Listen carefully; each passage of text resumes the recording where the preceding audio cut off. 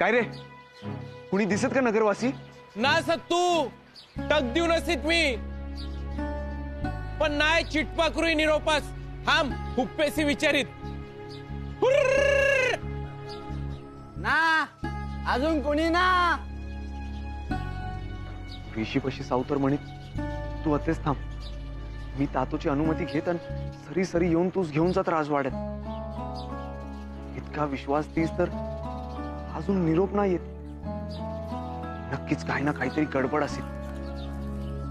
सत्तू सत्तू सत्तू, हा ते काही निरोप ना जांबू, पर तुम्ही पार भिंतीपाशी जाऊन येत. काही निरोप काही खून ना सत्तू. अरे आम्हाची हुंबा अशा परीना आम्ही सारीकडे शोधित, पुण्याचे पुकारे घालीत, एका सैनिकासही विचारित, पण राजकन्याकडून काहीच निरोप ना सत्तू. हा सत्तू, मग हुंब चिंता काय कारण असेल तेही काही कळे ना. ती आजारी असीत काय की अजून माझ्याबद्दल बोललीच नाही तातोसी. की तिचे तातो ना म्हणित. ना ना ना लग्नाची हुंब तयारी करीत असत ते, आणि आणि वाजत गाजत निरोप येत. निरोप नाही येत त्याची कारण काही असेल, पण सावतीचं वचन ना तोडीत. सत्तू, नगरातील लोकांची मन आम्हाशी ना कळी. हे सारे मज अजून नासाई. एक पर अजून वाट पाहित मी, नाहीतर थेट जाईन राजवाड्यात आणि घेऊन येत सावसी. सत्तू, तुझे शोभा ना देत सत्तू. तू असा थेट निरोपाशिवाय जात तर तुझं रानटी म्हणत ते. हा, तुझ कुलाचार ना रीत ना असं काहीतरी बोललावीत तुझ. ते काही ना जाणीत मी. मग सावची हुंब चिंता मनी असं वाटीत की ती नक्कीच काही ना काहीतरी संकटात असेल.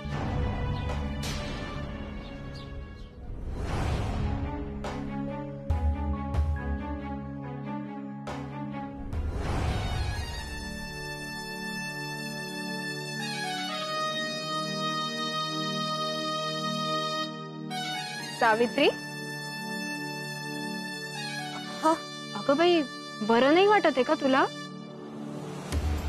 की आता विवाह होऊन सासरी जाणार म्हणून व्याकुळ झालीयस? अगं प्रत्येकाच्या आयुष्यात हा क्षण येतोच. प्रत्येकाला सासरी जावं लागतं. पण बघ, एकदा विवाह होऊन सासरी गेली म्हणजे तिथेच रमशील. मग आमची आठवण सुद्धा येणार नाही तुला. हे बघ, तुझ्यासाठी सुंदर विवाह वस्त्र आणि आभूषणं आणली. तुला वेगळी वधू वस्त्र आणि आभूषणं हवी आहेत का? सांग, तसं मी व्यवस्था करते. आज सगळं काही तुझ्या मनासारखं व्हायला हवं. आज या राजवाड्यातला तुझा अखेरचा दिवस आहे ना. पुरवून घे तुझे लाड. सांग मला काय हवंय. तुम्ही इथून निघून जावं इतकीच इच्छा आहे माझी. हरकत नाही, पण ही वधू वस्त्र परिधान करून लवकर बाहेर ये. विवाहाची घटिका जवळ येते आणि वरपक्षाची सगळी मंडळी आली. सगळे तुझीच वाट पाहतात. लवकर तयार हो आणि ये. क्षमा मातुश्री, परंतु मी येणार नाही. आणि ही वधू वस्त्र परिधान करून तर नाहीच नाही. म्हणजे काय बोलतेस तू?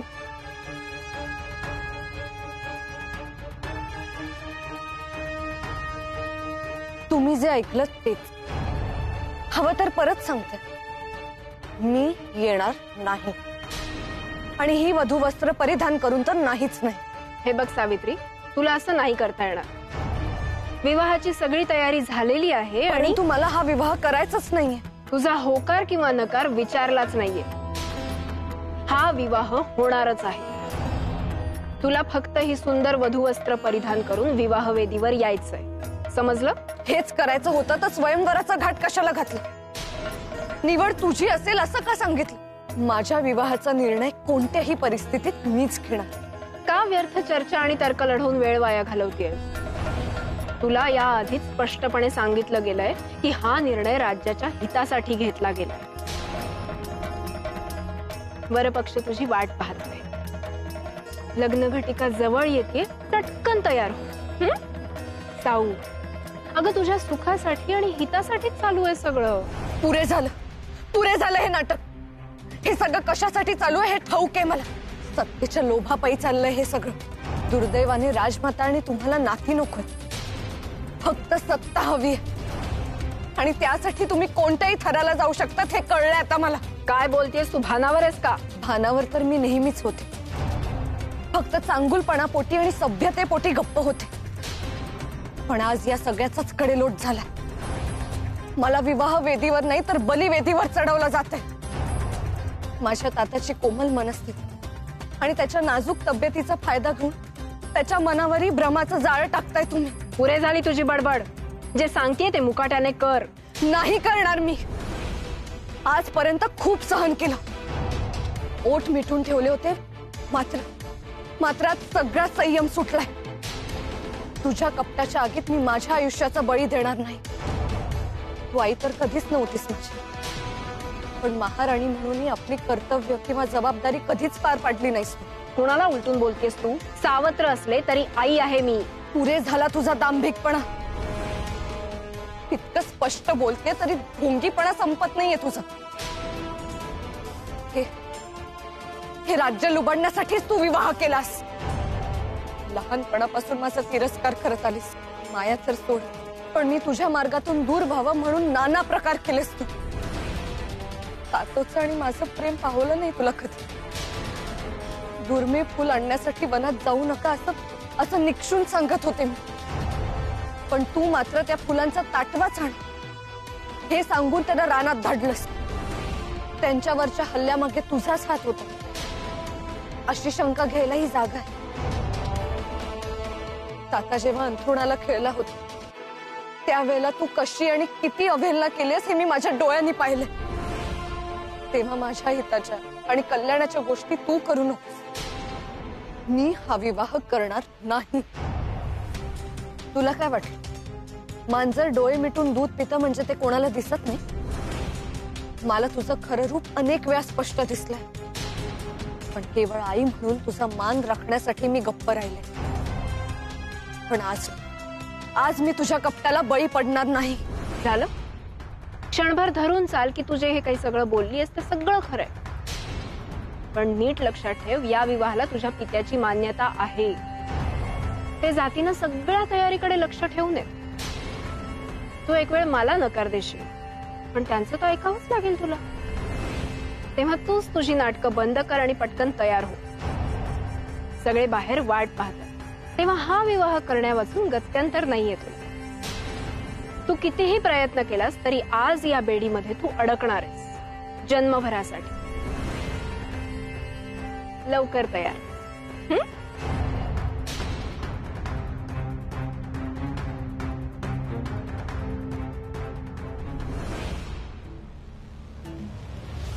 असा कसा ताता तयार झाला? काय जादू केली असेल हिने त्याच्या मनावर? पण नाही, ताता किती म्हणाला तरी मी नाही तयार होऊ शकत या विवाहासाठी. मनाने मी कधीच सत्यवानाची झाले आहे, आणि आता विधिवत विवाहासाठी सत्यवान आणि त्याचे आई वडील आतुरतेने माझी वाट बघत असतील.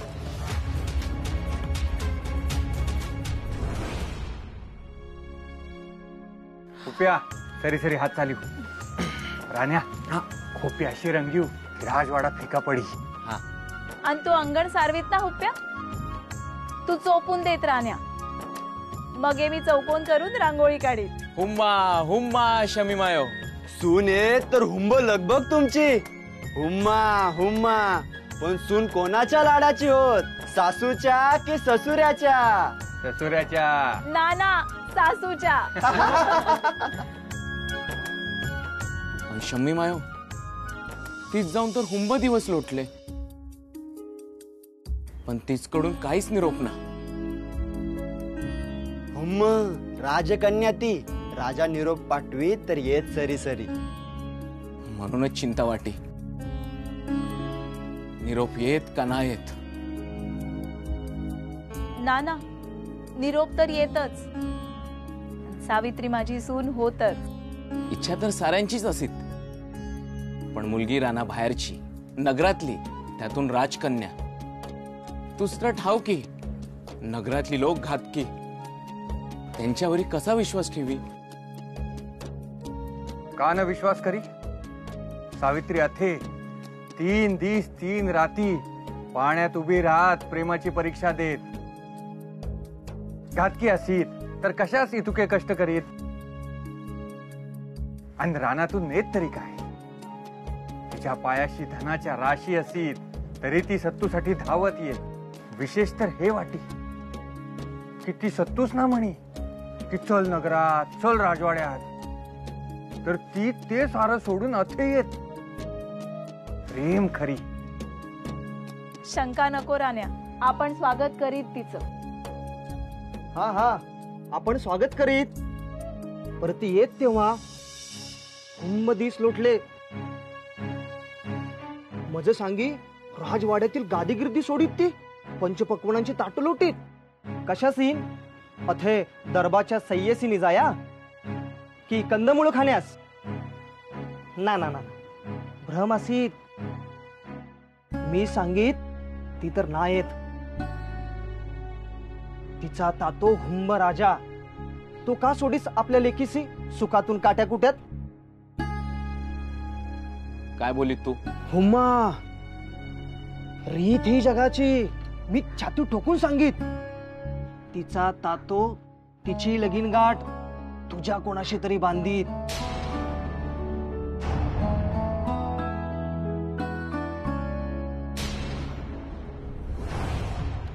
आई, मला मला वरमाला दे, मला वरमाला दे आणि सावित्रीला पण दे. अगं दे ना लवकर, मला लवकर विवाह करायचा आहे. काय चालवलंय हे? संग्राम, किती वेळा सांगितलं तुला जास्त बोलायचं नाही. विवाह झाला ना की जे काय बोलायचं ते बोल. विवाह झाला की मी राजा होणार ना? आईने सांगितलंय मला तसं. हो हो हो हो, पण अजून वेळ आहे त्याला. म्हणजे आत्ताचे महाराज स्वर्गवासी झाले ना की मगच तू राजा होणार.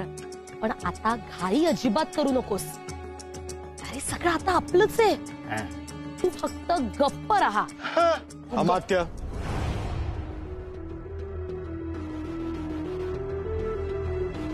प्रणाम महाराज. हा अमात्य म्हणून अखेरचा प्रणाम महाराज. यापुढे आपण व्याही होणार.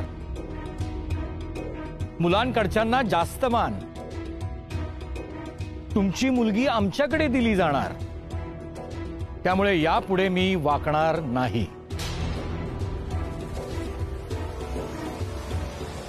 संग्राम, महाराजांना नमस्कार कर. तू आता त्यांचा जावई होणार आहेस. जावई, नमस्कार. सुखीरा. अमात्य महाराज, काय हे? हा अशा उड्या का मारतोय? हे आपलं हा काय प्रकार आहे? संग्राम, बोल ना, बोल रे. महाराज तुला काहीतरी विचारतायत ना? मी नाही बोलणार. राजा होईपर्यंत गप्प बस असं तुम्हीच सांगितलंय ना मला. काय काय बोलतोय हा? तुम्ही स्वर्गवासी झालात ना की मग मी राजा होणार आहे. तोपर्यंत मी गप्प बसणार. गप्प गप्प.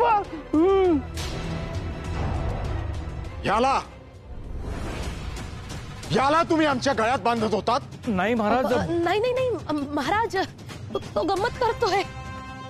तुम्हीच गंमत करत बसा. महाराज, अरे अरे काय केलंस तू? त्यातलं नव्हता करून ठेवलं. सोडा त्याला. हे साहित्य विवाह वेदीपाशी नेऊन ठेव. हो, ठेवते.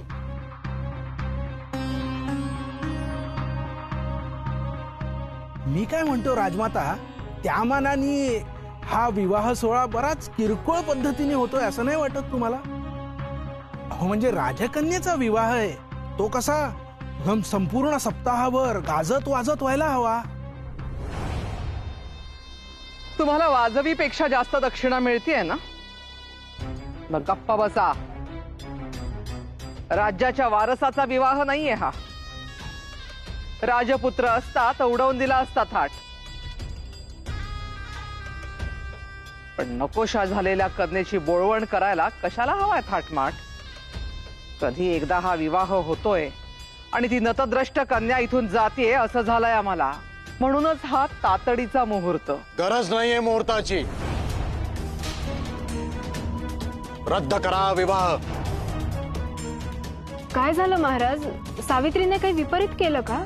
नाही, केवळ तुमच्यावर विश्वास ठेवून आम्ही अमात्य पुत्राची पारख न करता या विवाहाला होकार दिला. तो एक मूर्ख मुलगा आहे हे ठाऊक नव्हतं आम्हाला. हा मुलगा सावित्रीसाठी लायक नाहीये, त्याची कुवतच नाहीये हे स्पष्ट झालंय नुकतंच. मग कसा होऊ देणार आम्ही हा विवाह?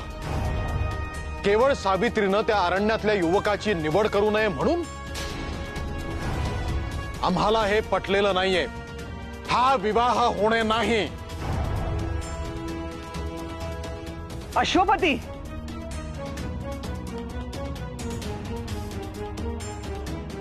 महाराज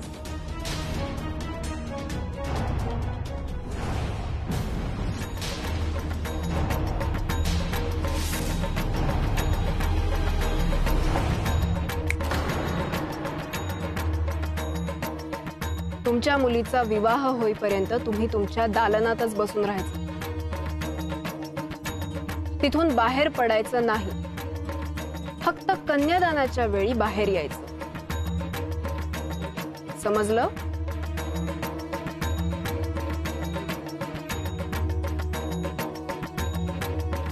उत्तम केलं. मात्र आता घाई करायला हवी. सावित्रीनं अजून काही घोळ घालण्याआधी विवाह विधींना सुरुवात करायला हवी.